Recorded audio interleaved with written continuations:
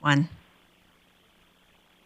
And welcome to the Council Committee of the Whole meeting of February 6, 2024. I will be chairing the meeting as Mayor Clayton is online. And we only have 2 items on the agenda. We're going to start with cell tower regulations as an item that was requested from Council, and I believe Chief Mayor Glavin Chief Glavin will lead us with that. Thank you, Chair Blackmore. I'll leave the mayoring to our Mayor Clayton. But cell tower regulation, so administration was directed to consider what proposed options could look like for the cell towers around public facilities with high utilization in schools. Administration has included some options in this report for consideration, and it provided some setback examples of what applying the residential setback requirement to this class of properties would look like. And now I'll turn it over to Mr. Johnson to elaborate. Thank you, Chair Blackmore. Yes, there have been discussions about cell towers and regulations at a few meetings. The most recent was the January 23rd Invest GP committee meeting where that motion was passed that Chief Glavin just mentioned. It was noted during that meeting that there was a jurisdictional scan that administration had done regarding cell tower regulations in other municipalities. And as it relates to the motion, i.e. Cell towers with respect to public facilities and schools, we did find 3 municipalities that did have those regulations. The majority, and I think the number would have been around 15 or 16, did not, and their setbacks were, or their regulations were pretty similar to ours in that they just focused on setbacks from residential neighborhoods. Though there were no reasons for setbacks discussed at that Invest GP meeting, administration, just from historical discussions as well as review of literature and whatnot, there are a number of prominent reasons why people are sensitive to cell towers.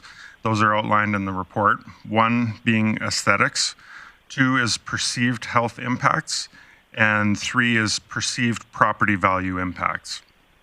With respect to aesthetics, that is entirely a subjective matter, and so there is no right or wrong answer.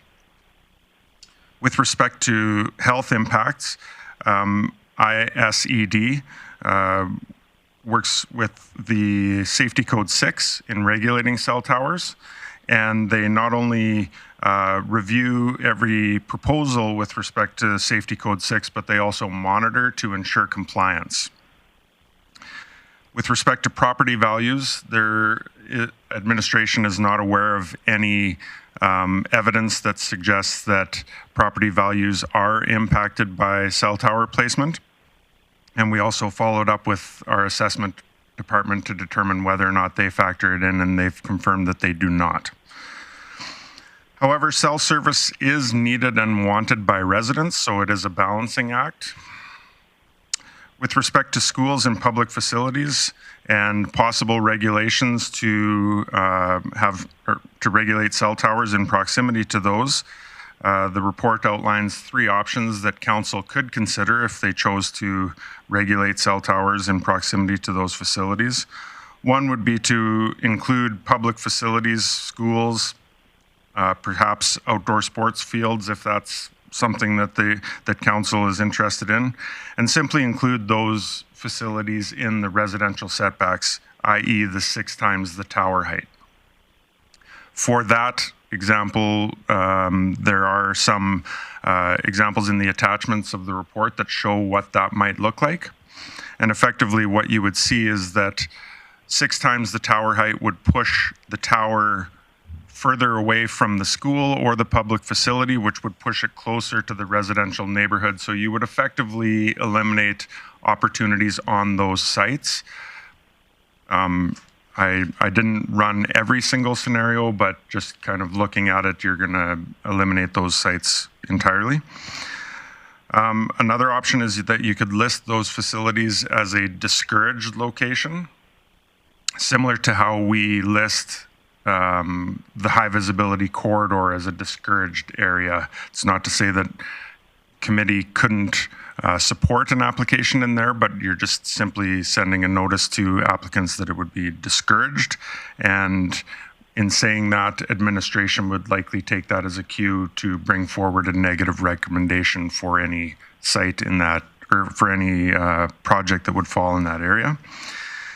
And then 3 is basically status quo, in that council can simply exercise your right as a property owner and say no to any proposed lease. You do not need a regulation in the land use bylaw to do that. You're the property owner for all sites containing public facilities. And you're also the owner of the majority of school sites. So our land use bylaw as is sufficient in that regard if council chose to go that route. And with that, I'm open to questions. Councillor Berg, you did have your hand up and then you took it down. Did you have a question? No, it was answered in the presentation. Okay, thank you. So I did have, yeah. Go ahead. Go ahead, sorry. Oh, I was just going to say, I did have a question, but it was answered in the presentation. Okay, thank you. Councillor Bosch. Thanks, Chair Blackmore. My question is in regards to a different, future looking at 5G towers. Now, they're typically a lot smaller, are they not? And what does the outlook look like with these are large towers, but in the future when 5G starts coming along, what does that setback look like? Do we have any idea at this point? Through the chair, I don't believe we've seen a tower that's much different than what we've, historically reviewed.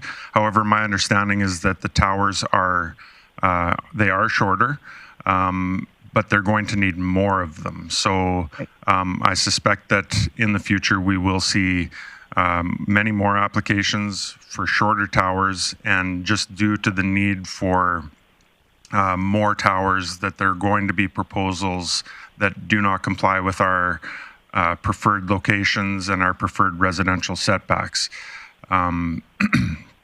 Reviewing other municipalities, we have seen smaller towers and or equipment strapped to other infrastructure and blended right into residential neighborhoods. So I suspect that regardless of what the city does, we will be seeing applications like that.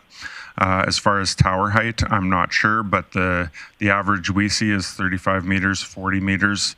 So if they're much smaller, then possibly that's 20, but I'm not sure at this point. So right now, I would say that this is a bit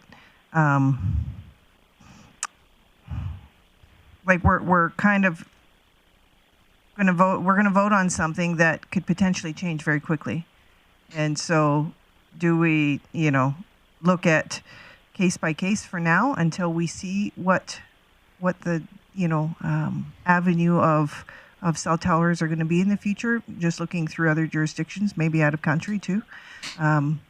It feels right now that we're going to have to revisit this anyway. Just my comments. Okay, I'm going to go back to Councillor Berg and then Councillor Plott and Councillor Thiessen. Yeah, thanks, Chair Blackmore. So on trips down to the Arizona area, and this is around property values, one of the things that I have seen are the cell towers, I'm going to put poorly disguised, but they are disguised nonetheless. I've seen additions like a spruce tree on some, palm tree on some, which again may fit the aesthetic of the Phoenix area, but also one as a cactus. It was quite short. Is that something that, are we familiar with anybody in Canada doing that? Again, I know it's common in the U.S., but I haven't seen anything in Canada. Mr. Johnson. Through the chair, yes, cell tower disguises, or cell tower shrouds, I think they might be called, but yes, there are numerous examples of that. I remember discussing that with a proponent 5-10 years ago with the city, with a city project, and at that time they were dealing with, a 40-meter tower, and they basically said that yes, it's possible. However, In a landscape such as ours, 40-meter spruce tree looks kind of goofy and out of place. And I remember being excited about that opportunity at the time, but quickly being discouraged when I heard that, because I agreed and acknowledged that that was likely the case. However, with smaller towers and the possibility of the need to encroach into some of the areas that we've historically discouraged, I see that as a possible opportunity that, maybe a 20-meter spruce tree would blend in much better than a 40. And then as far as Canadian examples, I did see an article recently where there was a tree disguised cell tower in Canmore, and it looked quite reasonable. So I suspect that this may be a bit of a trend if the shorter 5G towers become more common. Okay, thank you for that information. I appreciate it. Councillor Palat. A question on our current setup. We chose to go with quite a higher separation of residential. Why did we choose to do that? That seems to be outside of the grain of and I guess it was a previous council decision, but I'm just curious, can you give me some history of how we got to why we have such high separation on residential now? Through the chair. I think that, to the best of my recollection, it was administration doing a jurisdictional scan when we were drafting the regulations, seeing what was commonly out there, taking a bit of a conservative approach. However, as far as specific reasons, I think the three that were highlighted in the report were at the forefront. Aesthetics, I believe, is probably the most common one that is discussed. And there's definitely an element of NIMBY out there, in that people don't want a cell tower in their backyard, but when they pick up their phone to make a call, they want to see 5 bars of coverage. Aesthetics is, I would say, number one. And then the perceived health and perceived property value impacts would have been also a consideration of council. Not so much in validating those concerns, but respecting that citizens have those concerns. Fair enough. And can I just have a follow-up? I'd asked in the committee meetings about leases and how those work. I appreciate in the report it says that we could discourage them on city facilities. We'd have that say, but how does it work if it's on a school? Is it the school side would be the school district of jurisdiction, whether it's public or Catholic? Would they decide on the lease, and it would be up to them to sign the lease? Through the chair, there's kind of a tricky scenario going on with the history of municipal reserve land in the city. There are some sites that are where it shows the school district as being on title, so the owner of the site. However, the majority, and if you think of all newer neighborhoods, the city is the owner. So regardless of what school is on that site, the city is the owner. The city would be deciding if they want to entertain a cell tower on those sites. So I don't have exact numbers or exact sites, but it's basically that the older sites, and some exceptions, they're owned by the individual school districts. But what I don't know is, I don't know if, because they own those sites, if they can make a decision like that. There would still be the requirement that it has to come to committee for the letter of attestation. If you kind of view it the same as what we reviewed this morning, where there was a private property proposal, it would have to come to committee for that letter of attestation.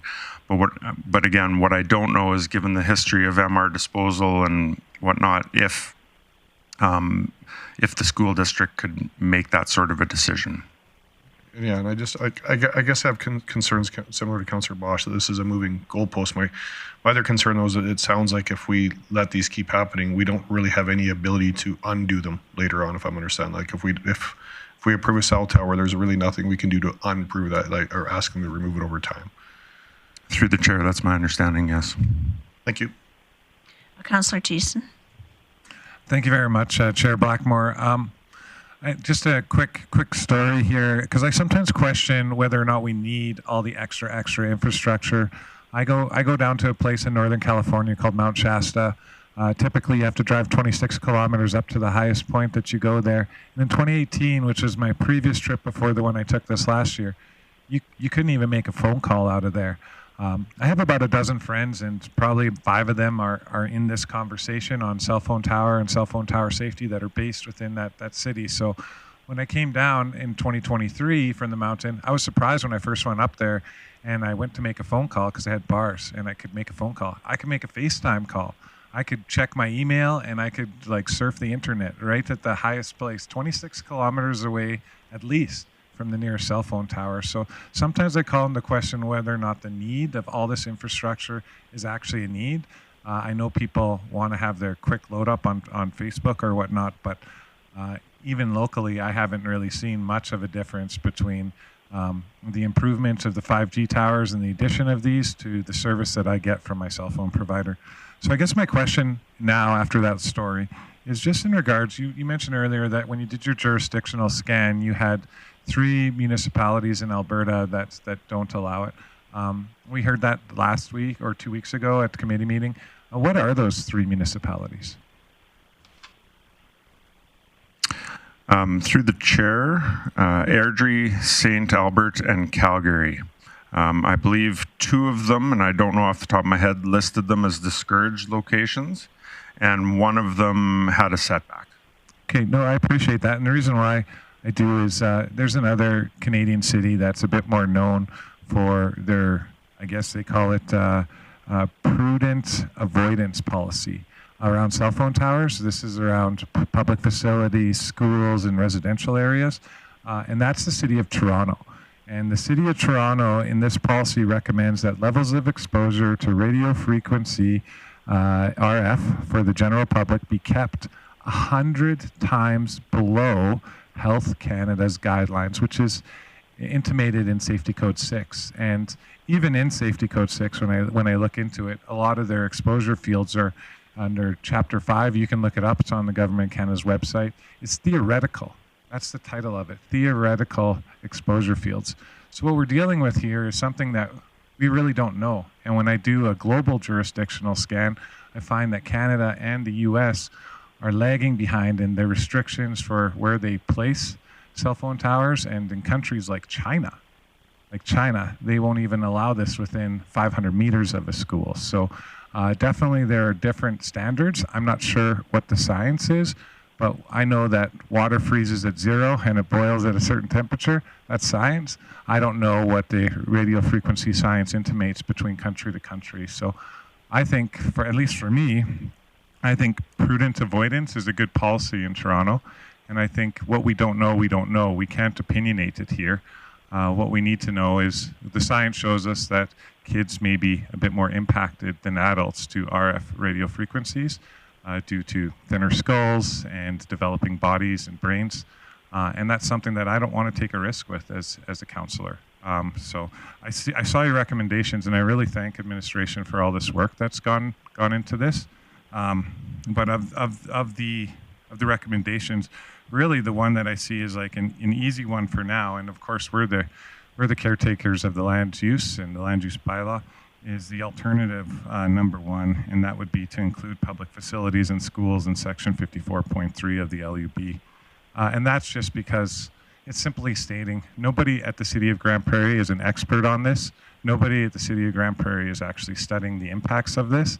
The province isn't even doing it. This is all federally regulated, and to the actual people who are putting the cell phone towers in there, we have to have our trust in them. But I say we don't know what we don't know, and as technology grows and improves, it sometimes moves a lot faster than government policy and restrictions. So those are my comments. Thank you. Mr. Johnson. Through the chair, just one point of clarification, maybe pedantic, but the options listed in the report are not administration's recommendation. They're just options. Councillor O'Toole. Thank you very much for allowing me to speak. I just wanted to say that in cottage country in Ontario, there's hundreds of cell phone towers that you wouldn't even know what they are because they're disguised. And so if we wanted to do that, the options are out there. Councillor Bosch. Thank you, Chair Blackmore. My question is to administration in regards to stakeholder engagement with the schools. Have we had any meetings with them to see what their needs or concerns are with current cell service? Do they need better cell service in and around their facilities?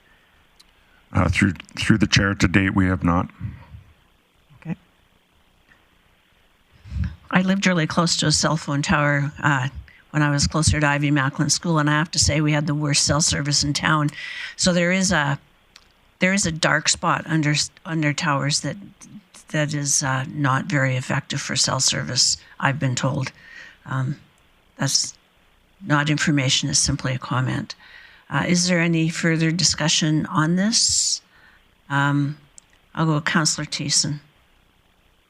Thank you very much, Deputy Mayor Blackmore. Just a question. Sometimes when we do specific developments, let's say the CCC, or we're rezoning a new neighborhood, and part of our consultation with the public is to put up a signboard that says this development is here, it's coming, here's how to contact City Planning Department.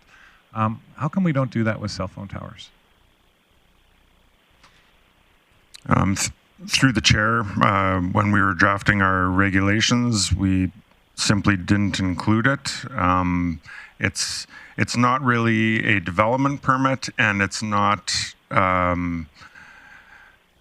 So the strict interpretation of variances and discretionary uses don't apply. However, as noted in one of the previous meetings, in the instance where, for example, the application we saw this morning, when it didn't meet the requirement, that we did notify adjacents by way of letter. However, the signs on the property, I mean, it could happen, but my opinion on it is that they would largely go unnoticed. They are quite small signs, and so in this example this morning, it would have been a sign stuck on the front lawn of the commercial property, and it's the residential properties behind that would have been notified. It's certainly a possibility. I'm not sure of how effective it would be. Yeah, and the only reason why I ask that is because my son goes to Charles Spencer High School, and so every day I drive out on that road by St. Joe's when I pick him up or drop him off, and that road would take me directly to the new site, like face on to the new site of the new proposed cell phone tower. I guess it's not proposed anymore, it's approved cell phone tower location on that field. Now, if there was a signboard, that would expose probably hundreds of parents to the knowledge that that was going up in that space, and it might bring better awareness to them, and maybe, you know, for people who had concerns, they might be able to address it simply because they were driving up to it and they're like, oh, a cell phone tower on this field. That's interesting. And so I just wonder if sometimes we talk about being transparent and going above and beyond with our communication to the public.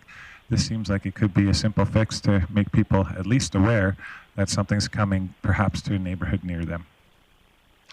Go to Mr. Johnson and then Councillor Bressy. Through the chair, that's certainly an option, and if it were council's will, we could include that in requirements of an application that a sign be posted on the subject property. Councillor Bressy. I'm just kind of, that actually goes into a little bit of what I was going to get at. In terms of when we're talking about a tower that's not on city land, my understanding is we actually have no say. If the federal government approves it, that we have to allow it. Do I understand that correctly? Through the chair, correct. The city is simply sending a letter of support or non-support, and it's entirely up to ISED if they wanted to approve it. So actually, if I could just recall back, we did meet with a coordinator for cell tower applications in Alberta or something like that years and years ago, and we were talking about the municipality's role and getting clarification and whatnot, and at that time I remember it kind of being paralleled to how they can, the applicants will consult municipalities when doing natural resource projects. And I said something along the lines of, okay, so what if the city just said simply, we don't want cell towers, full stop, And that person's response was that the municipality had to show a reasonable effort to accommodate these proposals. And if we did take such an extreme position, then it's entirely feasible that I said would simply discontinue taking into consideration the municipality's response. I believe that we did take a reasonable approach in accommodating cell towers.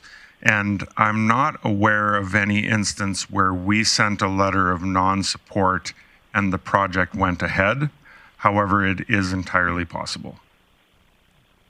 Councillor Bressie.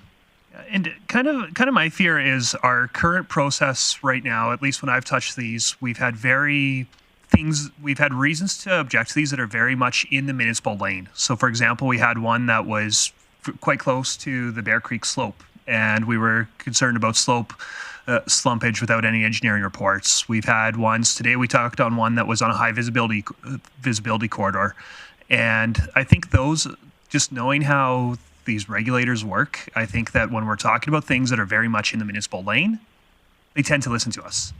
I'm really worried if we start making regulations that are based on things outside the municipal lane that we don't actually have any special knowledge of, and that aren't unique to our community, that it might actually make our voice a lot weaker. It might, I think if we start talking about health and things that we don't have the experts for and they're not really asking our input on, it makes it a lot easier to reject everything we say rather than listening to things about such as high visibility corridors and too close to banks and the aesthetic appeal and community sentiment. So I'd really caution us with stepping outside of our lane here, because it might actually weaken our voice significantly.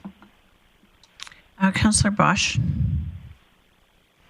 Thank you. I was just going to look after some business and see where this goes. I don't think we're there yet. Councillor Thiessen. Yeah, thank you very much. Just a response to Councillor Bressie's comment. When we're discussing this, and I'll point to Alternative 1, include public facilities and schools in Section 54.3. That is specifically in the municipal government's lane. My advocacy on this item is not a matter of disallowing cell phone towers. It's not. I don't oppose every cell phone tower that's been provided. Our municipal planners have done a great job with previous councils and administrator in setting up some very good guidelines that I'm actually quite proud of when I do my own jurisdictional scan across Canada, that takes into consideration the potential impacts to health and safety, that takes into consideration like how we make land use planning decisions and how they might impact people now and in the future. So I would dispute that with Councillor Bressie. I'm not a health expert either. I do try to do as much of my own research as possible, and I like to cross-reference and reference and check into what the government's up to and other government organizations. But I think this is exactly in the lane that we're supposed to deal in, and we're not talking about health. We're just talking about what can we do to mitigate any negative impacts to this type of development. Thank you. Do we have any other questions or comments before we get business on the floor? I know that Councillor Berg has a motion he'd like to bring forward regarding shrouding. Does your motion talk about that, Councillor Bosch? Then let's go to your motion first. Okay. So for me, and we'll see how the conversation goes with this, I would like to make the motion on status quo. And the reasons for that is I believe at this point in time, our setbacks are significantly further than the majority of municipalities, number one. If you look at this morning's meeting, we just denied a cell phone tower. So it's not like we're not looking at this and we're not taking it seriously. My concerns about moving forward with all kinds of new things is that we're a bit premature with seeing what the new technology is going to look like and what our options are. And the second thing is stakeholder engagement. I think with the schools, they need to be a part of this. And so for that reason, I would like number 3.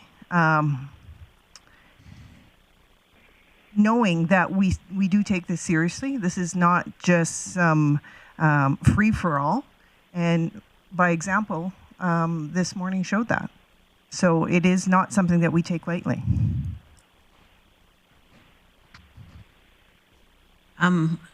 I think you need to state your motion. I think it's not clear. Okay. I move that council receive for information the current report. There is a motion on the floor, so we have discussion. I'll start with Councillor Thiessen and then Councillor Palat. Yeah, thank you very much.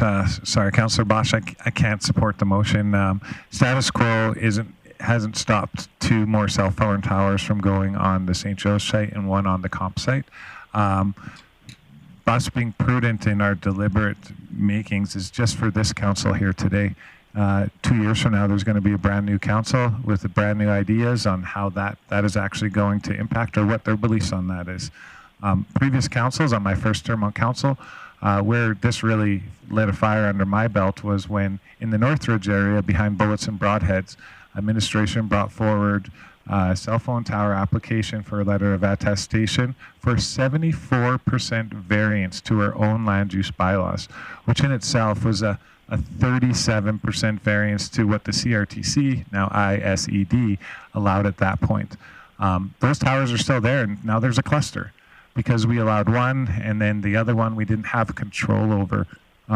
So that's my concern, is on a day-to-day basis, on a council-to-council basis, and on an administrator-to-administrator basis.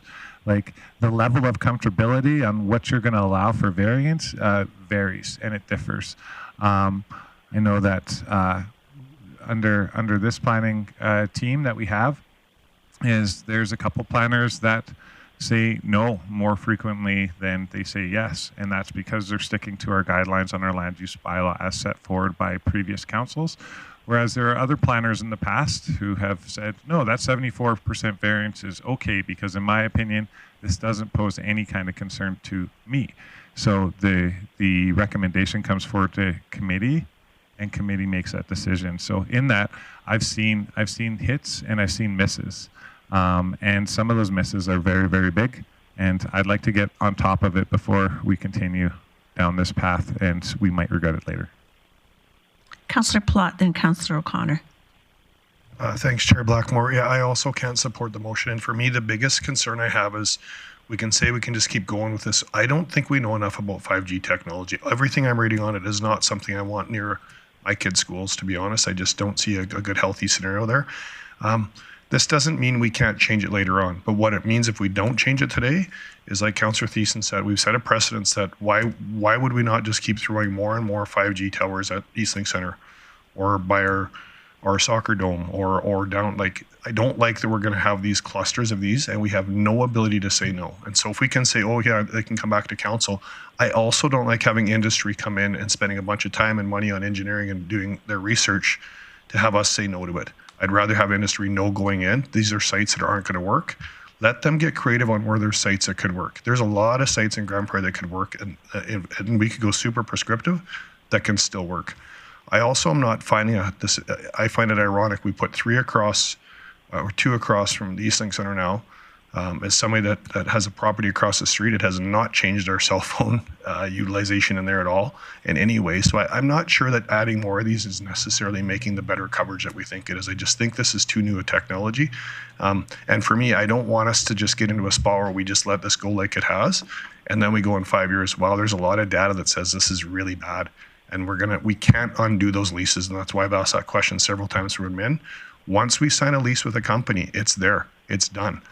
If we choose that we go too prescriptive now and in 3 to 5 years we get a bunch of cell coverage saying we don't have enough good utilization in our area and the health has more time to catch up data on this, we can pivot then. But if we don't pivot now, we just allow these to keep happening everywhere they want to happen. And to me, that's just not good enough. I don't think that's good enough for the safety of our community. Councillor O'Connor. Thank you. Deputy Mayor Blackmore. Deputy Mayor Blackmore. Thank you. Get technical on me here. Just a couple of points, and then I'll just say we have a conundrum. In with 5G, coverage and connectivity is becoming much wider and more reliable. That's because 5G utilizes a wider range of frequency bands than 4G. On 4G, wavelengths have a range of 10 miles. 5G wavelengths have a range of 1,000 feet. So I'm just wondering how we're going to maintain cell coverage when we're moving from one technology to another and it only covers 2% what the previous technology covers. So if we restrict it too tightly, I think it's going to limit what people's availability, and take a look around. There isn't very many people that don't have a cell phone. Do we know everything yet? No, we don't. But we can't cry wolf when we don't know the facts, and we need to be able to have connectivity. So I think we should leave it the same, and I would support Councillor Bosch's motion. Is there any other comments? Seeing none, Councillor Bosch, did you want to close? Sure, just a comment. I'm not saying that we're going to let, everything, full out and go. And this morning was an absolute example of how this council and this administration are very cautious. And I don't have any doubts with this council or administration in regards to really paying attention to what is coming down the pipeline in regards to technology. And the only reason I say status quo is why go ahead and change everything when everything is about to change anyway, and we're going to have to revisit this. So I don't think that if there's new council in a couple of years, that this is not going to be something that we don't touch on in the next 2 years. We're going to be touching on this often because technology moves so quickly. And I have faith in our council and our administration in taking serious looks at each and every one of these towers that is a potential. So that's all.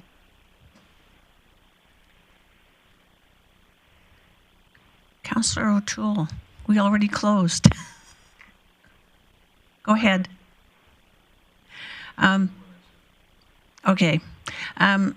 So the motion on the floor is to accept the report for information, which essentially means that there would be no changes.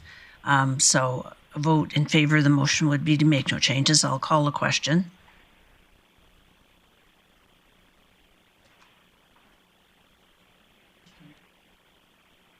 No, to make no changes.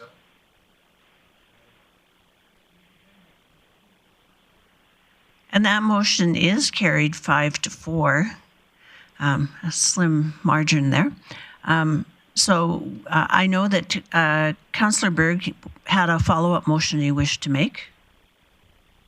Yeah, thanks, Chair Blackmore. I would like to move that administration bring back to committee a report exploring cell tower shrouds as options for towers in the city. And there's a couple of elements that I want looked at, and I don't know if I need to work them in there. But bottom line, one is aesthetics, but also how do we enforce future applicants to implement our shrouds. So I've seen them, and again, they look like fake Christmas trees versus real Christmas trees, but it's not a metal pole standing up. So I just think it might help improve the aesthetics around some of this. And as Councillor O'Toole had mentioned too, there's a city in BC that does implement this, and they look great. So I'd love to see more information on this so that we can make our city look even better. So to clarify, your motion is to direct administration to bring back a report regarding shrouding of cell phone towers. Correct. Do we need more information in there?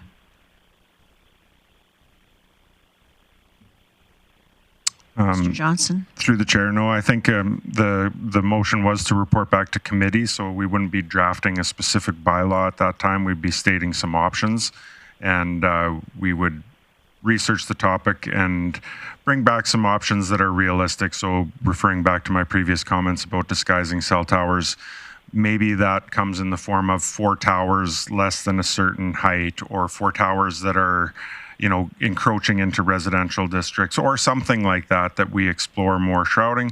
A 40-meter tower to look like a tree may be entirely unfeasible, and so it might make sense for us to draft our regs to address that, as opposed to continuously having difficulties with proposals because of that. So I think we'd have enough liberty when we report back to committee with options about that. Okay, thank you. Councillor Bressie. Great, thank you. Yeah, I can definitely support the motion. Looking forward to that conversation. But just a heads up, a question I'll be asking is if we've got any information about approximate cost to industry for this. And my concern is I honestly don't know what options towers are, but do we have unintended consequences if we make a short tower so expensive that we see much more large towers? And so that's an inadvertent consequence that I'd be worried about, as much as I'd love to see these things disguised more. So just something I want to give you a heads up I'll be asking about. Councillor Palat. Thanks, Deputy Chair. I guess for me, if we're going to have this report back, I'll also be asking about how this changes what we force the development community, what we ask the development community to do when it comes to this. Currently, we're making people put fiber into buildings, and we're through our servicing agreements. If we're all heading to 5G, why are we doing that? And I guess that's my other question. We seem to be very conscious about a certain industry and how they're going to work. A certain industry promised us 3 years ago they were going to run fiber optics in the entire community for $25 million. So I do worry that we're going to make this where this certain industry seems to have a set of rules and makes other expenses to the rest of industry that they'll never be able to actually utilize anyway. So I will be asking that when we come forward of if we're going to continue down the path of 5G everywhere, how do we look at addressing it in our service agreements so we don't force developers to put in hardware that they're never going to use?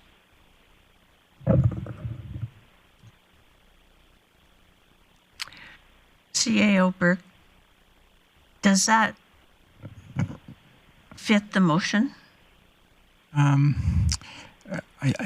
I'll say unsure what administration's advice is going to be on that, but I appreciate that we could have that discussion and report back some advice at a future, I suggest, a committee meeting.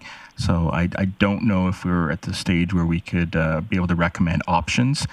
If this happens, 5G towers, would we do this? But I think it's worth administration having that discussion. We come back with our feedback just to set expectations here. Okay. Councillor Connor, your mic is on. Did you want to? Okay. Councillor Thiessen.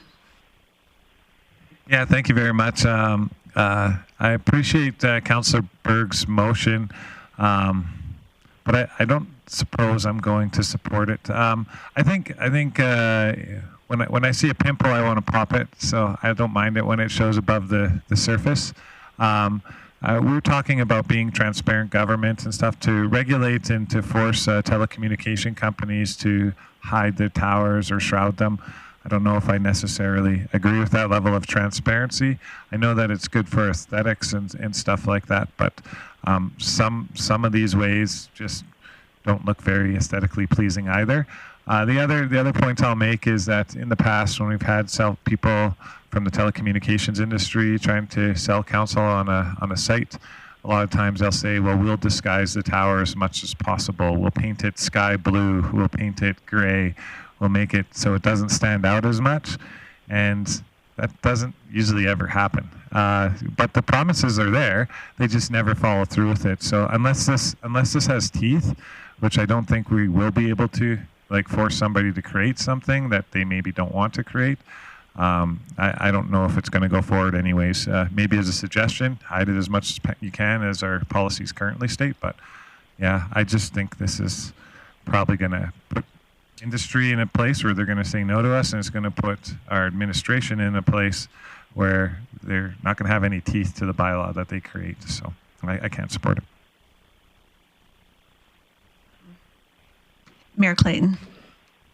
Thanks, Chair Blackmore.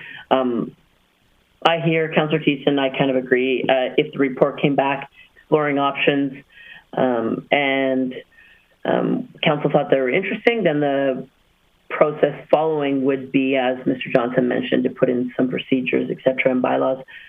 I'm kind of interested in what it could look like. Do I think that we should download this onto into applicant in regards to the expense. I probably wouldn't support that in the future. The only reason that I'm potentially interested in seeing the options as stated in the motion is because there could be situations where a cell tower makes sense in its location, but it could be a trigger in options where council doesn't love the location because of aesthetics. And so traditionally, I mean, I don't even notice them when I drive by. As you know, you saw my previous vote. I agreed with some of my colleagues in regards to locations of public facilities and schools, but that's where it is for now. I like having that option and us having the information in our back pocket if there is a location that makes sense and we're just worried about aesthetics. And so having that information prior to a conversation in regards to finding the appropriate location might be valuable information. So I think I just talked myself into supporting the motion. Thanks. I see no further hands up in council. Councillor Berg, did you wish to close? Yeah, just in response to Councillor Thiessen. Again, part of my ask is how is this enforced? I don't see this as a deterrent. Cell phone fees are already quite high nationally. And so they're obviously building in these expenses in a variety of communities across North America. I just think that, again, this little bit of knowledge on aesthetics will certainly serve our council in deciding if this is a direction we want to go. Now, of course, we're not necessarily implementing it, but this information on different looks and different options is one that I would love to have moving forward. Thank you for the close, Councillor Berg. I will call a question.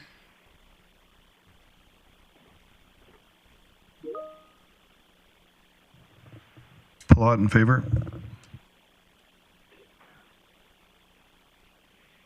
And that motion carries 6-3. Councillor Thiessen.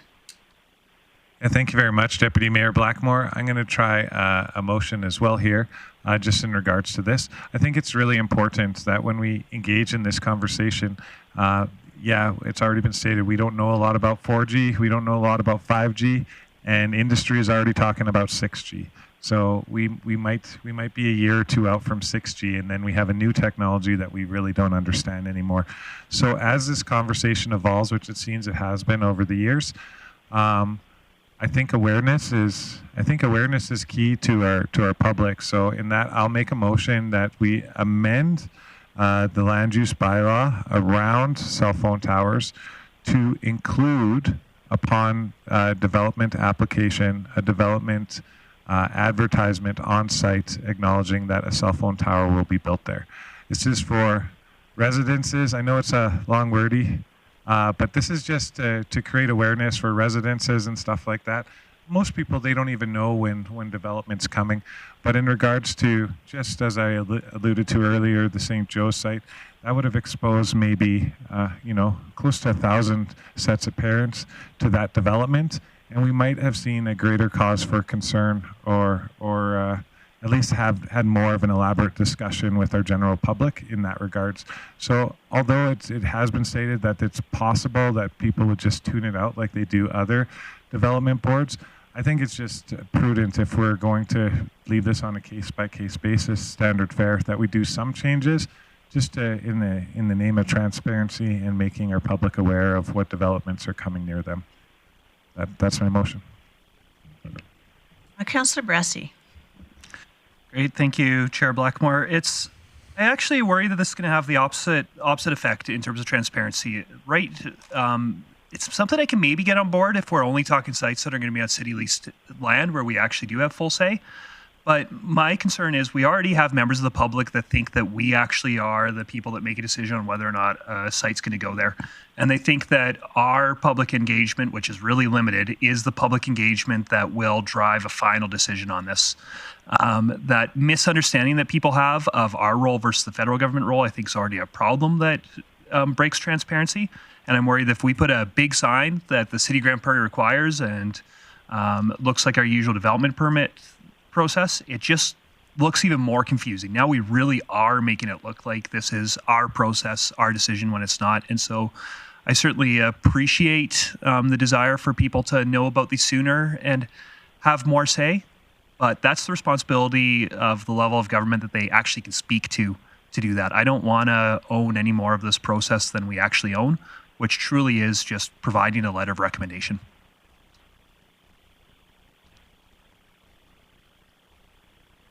I don't see any other hands up, and so I'd ask administration, are you clear on the motion? Okay. Then if we could see the motion, and I'll call a question.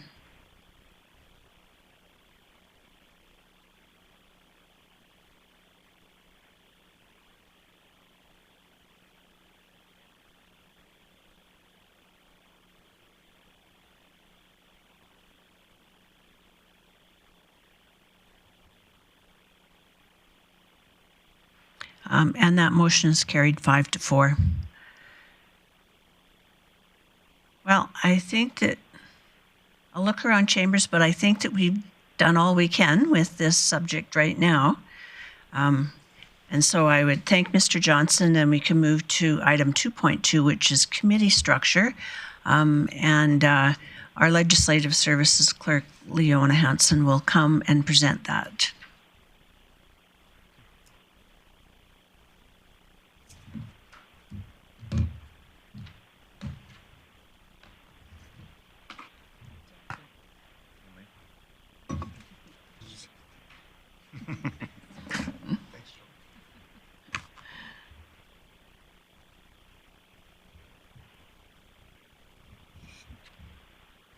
So through the chair, this item on the alternate standing committee structure was brought forward to committee recently, and committee had recommended that it be sent forward to Council Committee of the Whole in order for the whole of Council to be able to participate in the discussion around the committee structure. Just briefly, the information was provided in the report as to jurisdictional scanning that was completed, provided some historical reference to the standing committees that have been in place over a number of years, and also provided was some advantages, disadvantages, neutrality, and those type of things regarding the various structures presented. With that, I will turn it over to the chair and council for discussion to answer any questions that you may have.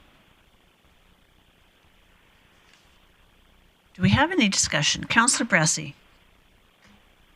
Great, thank you, Chair Blackmore. I know for me, I think that a change of some sort is warranted, because right now we're kind of operating as both. We're kind of half committee of the whole because everybody's here, everybody's providing their input. We're half standing committee because only some people can vote. And sometimes we get to council and we're very fine with people who weren't on the committee making motions to amend, and sometimes we're very annoyed by people at council making motions to amend because they were there and it was felt that they should have argued that there. And so I just even get confused about what kind of our rules of engagement are and our expectations of one another are, and this kind of, it's half of one, half of the other. So for me, I'd love to either switch to a true committee of the whole structure where everybody has the right to vote and make motions and equal right to take part in discussions here, or my preference would actually probably be moving to a standing committee structure, but a true standing committee structure where they're scheduled at different times and we're not all going to every committee meeting. It's rare for you to show up at a committee that you don't belong to, and we're treating them more like actual standing committees. I think that would be preferable. Most things I'm worried if we move to committee of the whole, there's certain discussions that we won't have enough time for. A great example is receiving the audited financial statements every year. That's something that we probably should be talking about for a good amount of time and asking a lot of questions to make sure that some members of this council have a really good understanding of, but doesn't get allowed when they're put in with a whole bunch of other things. There's other conversations we have about talking about messaging. I think we just had an example of, maybe that wasn't a good example, but there just are conversations that I don't think we'll have enough time for if we move to committee of the whole. So that wouldn't be my preference, but it would be better than the status quo. And so I support either, but I'd lean towards let's actually start trusting each other to serve on subcommittees and not feel that we have to go to all the meetings that we don't belong to, and actually schedule them so that it's not weird to pop in and out. Councillor Thiessen. Yeah, I actually really agree with Councillor Bressie. Starting over 10 years ago now in year 11. Oh, geez, I'm dating myself now. The original committee structure was very similar to when Gladys Blackmore left council, was that they were scheduled on Tuesdays, there's 2 committee meetings, and the next Tuesday there's 2 committee meetings. And unless there was something important, like I always made sure to show up for the cell phone tower debate, whether or not I was on committee, but especially when I didn't agree with the placement. But that's up to the individual council understanding that we don't have that voter say. I could pretty much carbon copy paste what Councillor Bressie said. Either I would prefer to go back to the old ways where it gives every individual council member, especially new and incoming council members, an opportunity to use their voice. With knowledge and experience and confidence comes a lot more courage to speak at different meetings. And if we're a council committee of the whole, I could find that on a new council where there's maybe 4 returning and 4 new, likely those 4 returning will have a lot of the conversation, and then maybe 1 or 2, and then others might feel lost in that. Whereas the old committee structure actually opened the door for people to find their voice after they got elected. The committee of the whole structure I can be down with too, because essentially that's what we're doing today at committee meetings anyways, and we're talking about things that are important to everybody around this table, and we all want to have a bit of a say in it, and that really comes down to chair management and where the discussions go. I think sometimes the discussions get lost from the committee members because every other member of council wants to chime in. So either I'd say if we're going to go with that method or continue down this path as we have been, then committee of the whole makes sense, at the caution that when we actually do get to a council meeting, it's likely going to look like a rubber stamp session for large, big members of the public. And for me, as I thought about this over the last week, and I was like, well, I could be on for a full committee of the whole. I was like, well, I want to see how the discussion goes, because largely I don't want to set up council meetings to just be public member engagements with through delegations and rubber stamping of decisions we made a week or 2 ago.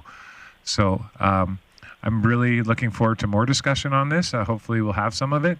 But where I sort of sit right now is I'm leaning to the old structure, just for all the reasons as I stated before, and I can still be convinced to go a full committee of the whole, but that's me. Councillor Palat, then Councillor Berg, then Councillor Bosch. Thanks, Chair. And Mayor Clayton. I'm going to say that I actually really think we should switch to a council committee of the whole. I think the last term when we did the individual committees, show up at 2 o'clock and we'd have a 5-minute meeting. And I just really thought that was a waste of administration's time. At least they can schedule their time like we can schedule our time as councillors this way. I also don't like that I can, in this last year, I can think of how many times we debated something at this level. And because it wasn't a council debate, it was a committee debate, we said, well, let's get it to council so that everybody can talk about it. And we just defeated it there. Complete waste of time. I mean, if we're sitting around here and we as a committee of a whole are, this isn't something we're going to support to council, then why put it to council? We do that lots with this structure right now where we send things to council. We also are in a weird spot on this in that if we're on a committee, we're not supposed to really ask questions when we're on it. And yet when it comes to council, we ask a bunch of questions. We're not in the queue in the same way. And I think that actually makes us to the community look like we're not organized, that we're sitting on our hands at a committee meeting and it comes to council, we're like, why didn't you ask those questions there? And so I think, sure, the only negative I see with this is that, yeah, it might look a little bit like we slam dunk decisions by the time they come to council, but that's only because we've had a really robust conversation as a committee of a whole. That doesn't mean that the other side of that can go where you have a really good conversation as a committee of the whole. It also gives us all as council members a week to hear our colleagues' thoughts, concerns, so that we're better prepared for council meetings. I really would love to have seen a little bit more in the report on what this does for admin's time, because I really think this setup, I want to remind us the last term we'd come to meetings. If you were here for financial, Chief White would have been in the room. Nobody else would have been in the room for directors. So I didn't like that format. I like that there's times that we're talking about a specific area in our community or in our operations, and suddenly our city solicitors popping in or other areas of our senior leaderships popping in. I don't think we're going to get that if we go back to the old committee structure, and I don't think that'd be the best use of our admin's time. So my recommendation is I would like to see us go to the Council Committee of the Whole. I want to hear some more conversation before I'll make a full motion, but I think that's the best use of where we should head with this. And it gets us all in the conversations all the time. We get moved around on committees every 2 years. I'd rather get into council in my first term, knowing it's my job and my responsibility to be engaged at every committee level, not just the 1 or 2 that the mayor assigns me to, and then 2 years later I'm supposed to become an expert on the 2 that I wasn't earlier. So I think for good governments, for us as an organization, I think us all being involved in deciding on every committee level is going to make us the best councillors possible moving forward as well. I think we are Councillor Berg, then Councillor Bosch, then Councillor O'Connor. Yeah, thanks, Chair Blackmore. So for me, I'm not certainly opposed to the Council of the Whole. I see some really solid arguments there. This is the only structure that I am familiar with, and I'm content with it. So if it stays the same, I'm content. I am not in favor of having, say 2 committees meet 1 week and then the next week 3 committees meeting. To me, again, that is a waste not only of our time. If you sit on 2 committees and they're on both weeks, well, now you've tied up 2 days instead of 1. And also for our administration, too, they're coming in every Tuesday as opposed to every other Tuesday. So that aspect I'm not in favor of. But Committee of the Whole, I'm wide open to. Status quo, I'm wide open to only because I know nothing different. Councillor Bosch. Thank you. I'm good. Mayor Clayton. Between Councillor Berg and Councillor Palat, everything they said was in my mind. Councillor O'Connor. Yes, thank you, Acting Mayor. Deputy Mayor. Okay. Make my life difficult. Okay.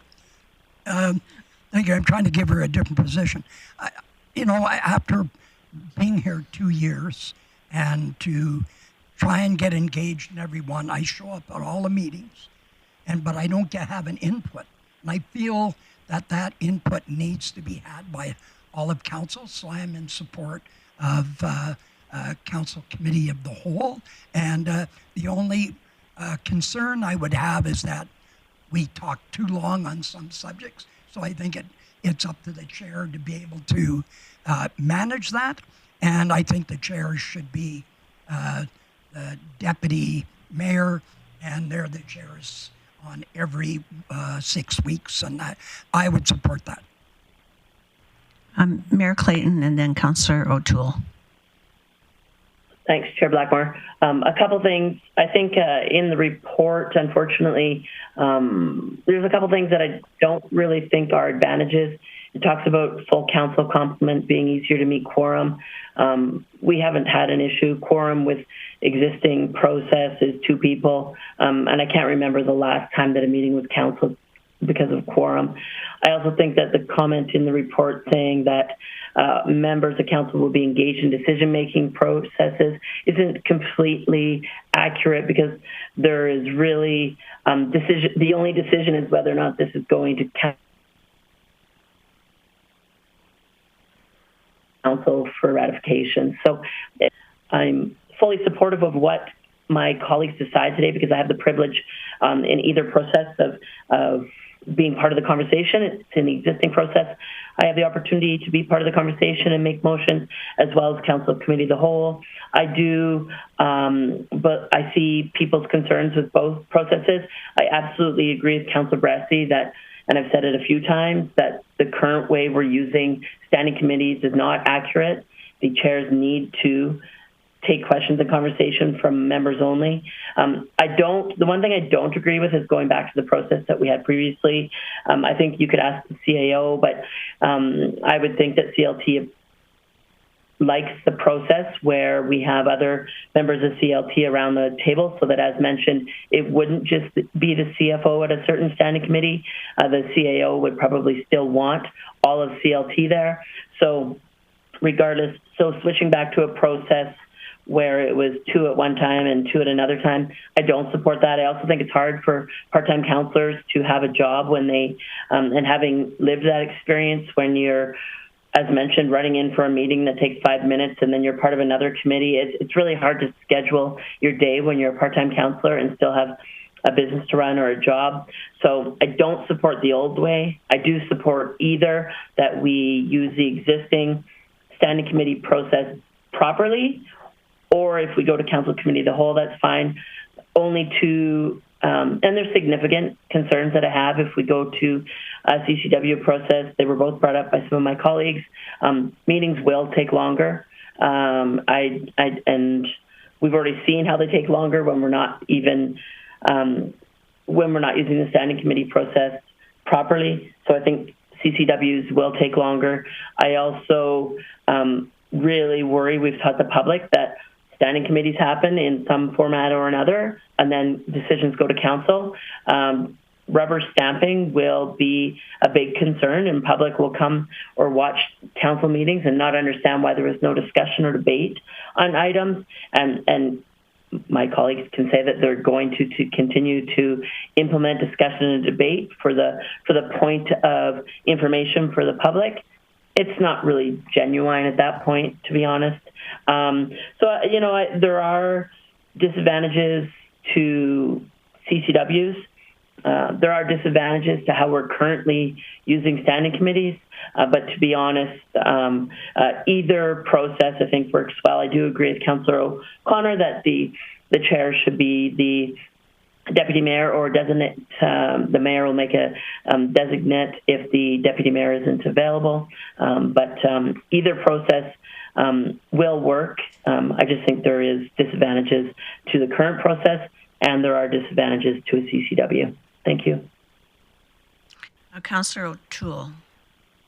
Thank you very much.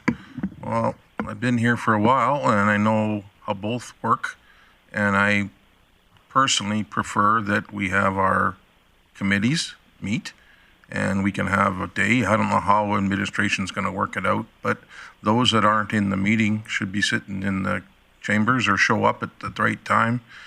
We can have specified days or specified day, specified time when the meeting will start. But in the end, I feel that the discussion that we're having at these committee level, all we're doing is bringing it to council to make the decision if it goes through. So with that being said, I prefer the old way. It may need to be modified, but there is way too much discussion going on with members that aren't even allowed to vote on the committee. And I think that needs to be stressed, and I've said it to many council members here at the time over the years. And I think we need to do it the old format and stay with it. Just got to scrutinize how we do it, such as if you're not on the committee, you can either stay out of the council chambers until the meeting starts, and then you can come in, and that way it is 4 people talking, not 9, and I think that works out really well. I truly think it's the better way. Sometimes the meetings go a lot less in length. They do go a little longer when we have people doing presentations, but you got to give yourself some time for that. And if there's not anything on the committee for someone to be there for only 5 minutes, then we can delay it unless it's a significant change that we have to make or make a decision. So that's been going on since day one as well. Like, just because you have a 5-minute meeting, that means so the development permit can be assigned or we can debate that. Those are things that we've done for a number of years without any problems. And if you're on development, then you know that that could happen. Sometimes development could last an hour and a half. Sometimes it's the last 5 minutes. But at the end of the day, it's done in a structured way. And that's how I feel about it. And I will not be supporting, as I said earlier meetings, a council of the whole. I'm going to go to Councillor Bosch, then back to Mayor Clayton. Then I'm going to jump in the queue, and then Councillor Barresi, and then Councillor Palat. Thank you. Go ahead first. Okay. I guess listening to everyone, for me, I'm not interested in splitting the committees and having, two committee meetings a week. And just like Councillor Berg said, if you happen to be on one committee set that day and the other committee set the next day, well, then you're there all the time anyway. I think right now, as we sit here in our committee structure, if we, clean up the committee roles and clarify this structure, going to council will not look like a rubber stamp. And so I'm not really crazy about the old way, cleaning up the new way, or committee of the whole. Either one of those is fine, but the old way seems like a lot of wasted time for administration and for council members. CAO Burke. Thank you, Deputy Mayor Blackmore. Just because it has come up in a few of the comments about administration resourcing, of course, administration will support any decision and resource appropriately. I would say that there would be an impact if it did go to a split committee. Right now, administration has found some advantages in having all of our leadership team here for all discussions as things do cross over, particularly when it goes into the finance or legal world. That if it was a split structure, I would have difficulty justifying having right now it's half a day, which half a day every 2 weeks where we're supporting the committee business.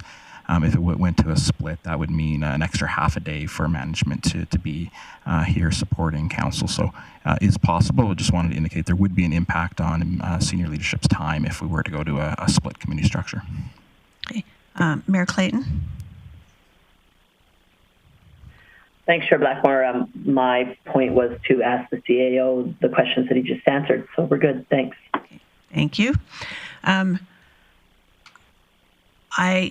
I have sort of been the one who's often said, why are we calling our standing committees when they're actually, in fact, acting like council committee of the whole?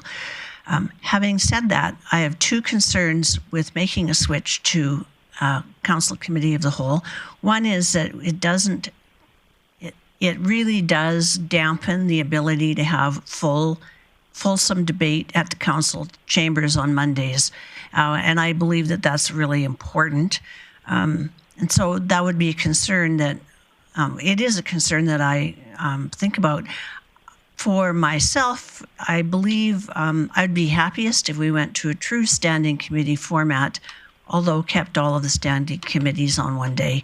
And that really relies on the chair of the committee recognizing who can talk and who cannot ask questions, and also on each one of us as individuals to respect the fact that if it's not our standing committee, we need to write our questions down and keep them on hand and wait for the following Monday.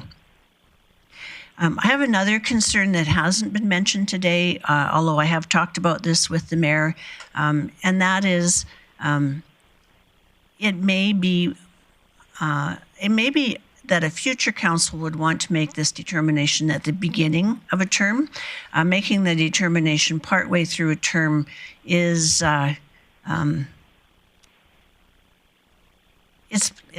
legal and is possible, and there's nothing wrong with it.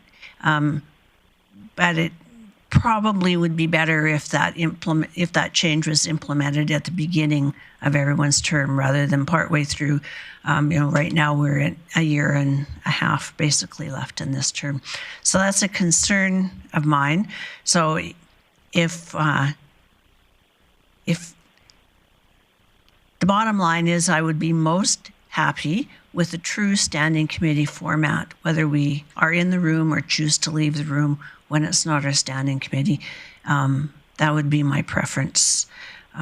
We don't have a motion on the floor, but I think Councillor Bressie may make one. And at least then we'll have a direction to go one way or the other. So Councillor Bressie.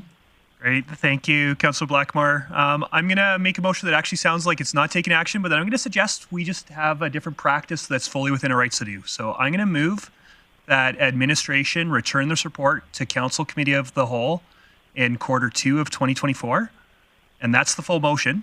But I think if this motion carries and we continue status quo, what I'm going to start doing in practice, and I hope that my colleagues will join me, is I'm actually going to go leave the room when it's not my standing committee for most standing committees. And I might, every once in a while, if there's one item that I'm really interested in, come in, but actually get out of the room and allow standing committees to operate without me, and trust people to do that. And I'd encourage my colleagues to do the same thing, and let's try that on for a few months without making any changes and see how that goes. And then we can have a conversation in a few months about, well, that was a disaster. Let's go back to Council Committee of the Whole. Or, well, we really like this, but now we're wasting Morning's chamber in the back room. We need to adjust the schedule. But let's just, I think, and I'll commit to just trying out actually trusting these as standing committees for a while. And the reason why I think this is important was I heard questions about, hey, we want to up the level of governance that we're providing. And I really agree with that.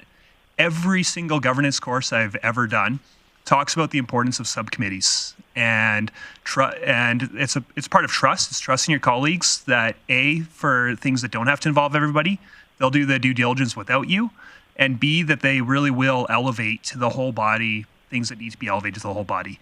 I think for me, it's a conversation of if all 9 of us are around this room, this isn't a full-time job for us. We've got limited time we can put into this role as individuals. And if all 9 of us are around this room, then that means that we've got less time as a body to spend on important conversations, and we're actually providing less governance time to this organization. And I think it deserves more than that. So my motion really is, hey, let's just try a different practice, not change any rules for the next 3 months. And of course, with this motion, I can't make any of you join me in that, but that's action that I'm going to commit to if this motion carries.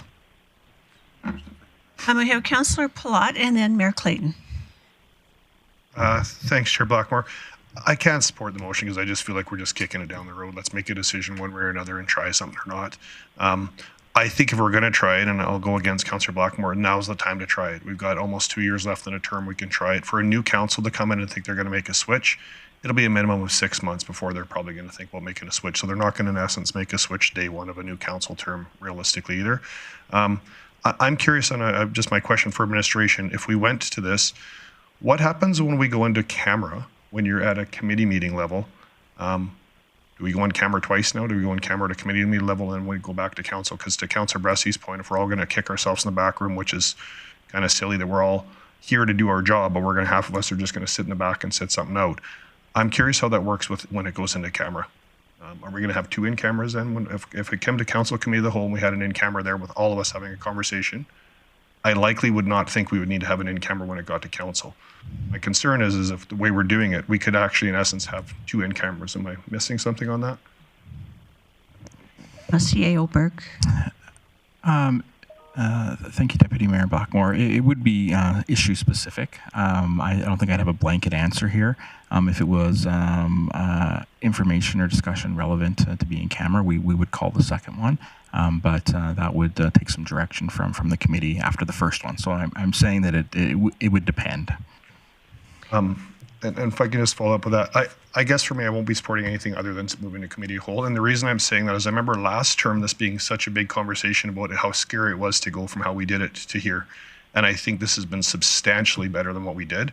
I really do feel committee of the whole would be substantially better than this as well. And we won't know till we change. And I guess for me, I'm okay with taking that change. I think we will see more benefits than we will see negatives from it. So I'm willing to take that change. And so I can't support your motion. In regards to Councillor Palat's comment, I do have a question for administration. When the CAO and the mayor build the agendas for meetings, is it not true that if an item is of the nature that you want to have an in-camera with the full discussion of council, you would simply send it to a committee of the whole meeting anyway? Yes. Yeah, the short answer, yes. We do. If it's an issue relevant to that committee discussion, we do. That's sort of the first check. Should this go to committee, then we would have the in camera at committee. But yes, if it was something that we felt warranted full council discussion, we would go to full council in camera. Okay, Mayor Clayton. If I could just add to that, Chair Blackmore, we currently, just to remind council, we already have a in camera session scheduled at the beginning of each council meeting. if required, we utilize it. If not, we don't. But yeah, so we're already sort of using that process. I actually will support the motion because I like the fact that if council is taking the opportunity to utilize the standing committee correctly, this motion gives council an opportunity to see how that's working until Q2 of 2024, which at that time they can set the new council up for a different process after seeing standing committees used properly. And the only suggestion I would have to Councillor Bressie is that I think that's probably better use of your space and time to sit in the North Conference Room, as there is sometimes slides, et cetera, that are utilized that in a public situation that you may want to view. So sitting in the North Conference Room table would allow you to be away from the council discussion, but still allow you to be in the room and potentially see any slides that were being shown. But I will support the motion. Thanks. Thank you, Mayor Clayton. Councillor Thiessen. Sorry, Deputy Mayor Blackmore. Councillor O'Connor did have his hand up. I don't know, earlier before mine went up. I don't know if you're in the queue. Okay. Thank you, Councillor O'Connor. Thank you, Chair Blackmore. Yeah, I will support the motion. I don't actually view it as a kicking of the can. The one thing I won't likely support is I probably would take the mayor's advice and go in the North Conference Room. I wouldn't follow Councillor Bressie into the back room. That's only because I do want to hear what's going on. I do want to see what questions are being asked at the committee, and I can restrain myself from asking questions. Again, I bring it back to chair management and how the chairs are responsible for knowing who's on their committee and who to touch base with first. I had a stormwater one a couple weeks ago, and I had to kick people out of the queue and bring people back into the queue. That's chair management, and I think we're all very capable of that. I would want to be a part of every discussion and every slide that did happen here. So if it generated any questions from me, I could bring it to that.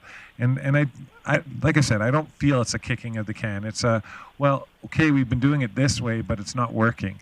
So how about we try to fix this structure before we demolish it and get rid of it all and then erect a new structure? And I think essentially that's what Councillor Bressie's motion is doing.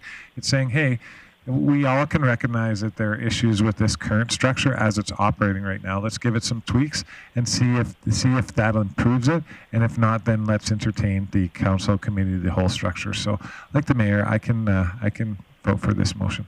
Thank you. Councillor O'Connor. I'm having a difficult time with this because it says committee direct administration to bring this topic to a council committee of the whole meeting in Q2 2024, which means we're going to sit down and discuss what we should be doing. And the way I interpret it, if you're saying we're going to start doing community of the whole in Q2, then I would agree with that. But that's not what the wording says here. And it says to bring the topic back, not to go to committee of the whole, is the way I'm reading it. And so I feel that as a councillor, you need to know what's going on at each committee. If you don't attend, you're not in the know of what the discussion is. And so that concerns me. So I like going to the committee of the whole, and we start it, and let's try it. If it doesn't work, then we'll go back to the old model. Councillor Bressie, did you want to respond to that? Actually, I won't respond as long as I get a chance to close. Okay. Mayor Clayton, your hand is up. Did you wish to add further? No, my apologies. I'll take it down. Okay. Is there any, Councillor O'Toole? Yeah, just to address Councillor O'Connor. Previous times when you're not on the committee and somebody wants to ask a question to a presenter, then you ask, that person would give you a question to ask. And if you were here or you weren't here, that's how the process got answered. So you were available. Nothing said that you couldn't sit at the meeting. It's just that you didn't get a chance to talk. So you could hear the presentation live from the guy that's bringing the thing in, but you're not allowed to ask questions. So there's lots of times papers got passed around to ask, and some people say, I'm not going to ask that question. I'm not supporting that. Or sometimes, so you find there's 4 people on that committee, you can ask that question to somebody, and that would get answered. So, I don't know. Your decision. Of course, it would always be answered at the next council meeting. Councillor Bressie, did you want to close? Yeah, thank you. I really am not stressing we kick this down the can. I think that I don't think we always need the rules to change to do different practice in how we approach that. And what I'm asking is for a few months for council to try on just in our practice. Nobody will make you. You definitely have the same rights you have now. But I'm asking my colleagues to, for the next couple of months, let's really treat this as true standing committees, not council committee of the whole, and see how that feels. And I know for me, I'll admit that I'm one of the ones around this table that broke the old standing committee structure by starting to show up to all of them. And I think that was a mistake as somebody who's seen both. I think that was something that I did and participated in, and I don't think it was healthy for this body. I don't think it was healthy for the organization. I think the reason my thinking's changing is taking a lot of training and hearing from people that are really smart and wise and experienced in the world of governance, but also sitting on other boards with large, complex organizations and seeing how much more effective true standing committee structures are. And again, it's because it allows more governance horsepower to go into the organization. I know for me personally, this is a part-time job. I get 30 hours a week is about how much I should be working in this job. I think I usually hit more. I usually hit more than that. I'm sure most of us do. But for me, there's conversations that need to have lots of time that somebody on council, a few people on council, and the mayor need to be in the loop on to make sure that administration's doing what this community, this council expects. Not all 9 of us have to be in on that conversation. What freeing up that couple hours does is it allows me to go and get another coffee with a resident or read a bunch of subsidiary reports that I might not read otherwise and do better in the rest of my job.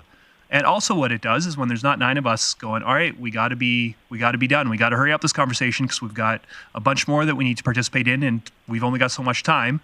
It actually allows some conversations to go longer and for a subset of council to give more into it. So I'm just not aware of any large, complex organizations that don't actually use subcommittees so that they can get more governance horsepower going into it. And so I really would encourage us to change our practice for a few months and try actually trusting one another to operate as subcommittees and see how that goes. And if we hate it, then we can go to committee of a whole in a few months. But this isn't kicking the can. This is saying, hey, let's just try a different practice for a few months. Thank you for the close, Councillor Bressie. The motion is in order, so I will call a question. And Councillor Blackmore is in favor. Councillor Plott opposed.